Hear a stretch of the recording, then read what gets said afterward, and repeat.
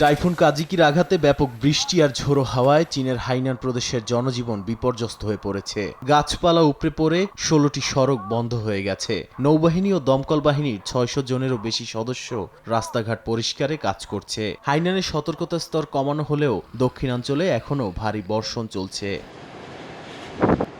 এছাড়া কাজিকির প্রভাবে ভিয়েতনামের মধ্যাঞ্চলীয় উপকূলে ঘূর্ণিঝড়ের আঘাত লাগে। ডুবে গেছে রাস্তাঘাট, উড়ে গেছে ঘরবাড়ির ছাদ। উপকূলীয় এলাকায় সরিয়ে নেওয়া হয়েছে অন্তত ৩০,০০০ মানুষকে। ভয়াবহ ঢেউ আছড়ে পড়ছে ভিন শহরের সৈকতে। ভিয়েতনামের আবহাওয়া দপ্তর বলছে চলতি বছরের সবচেয়ে শক্তিশালী ঝড় এটি।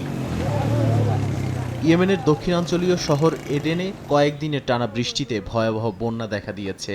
উত্তর পশ্চিম এডেনের প্রাকৃতিক গিরিখাত দিয়ে বন্যার পানি লাহিজ প্রদেশ থেকে এসে শহর ডুবিয়ে দেয়। অনেক ঘরবাড়ি ভেসে গেছে। আটকে পড়া শত শত পরিবারকে উদ্ধার করতে সেনা ও স্থানীয় স্বেচ্ছাসেবকরা নৌকা ব্যবহার করে উদ্ধার অভিযান চালাচ্ছেন। তবে এখন পর্যন্ত কোনো প্রাণহানির খবর মেলেনি।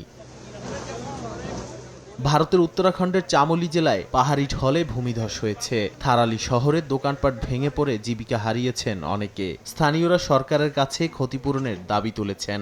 হিমালয় ঘেঁষা এই অঞ্চলে জলবায়ু পরিবর্তনের প্রভাব বাড়ছে বলেই মনে করছেন বিশেষজ্ঞরা। নাদিম মারজান, সময় সংবাদ।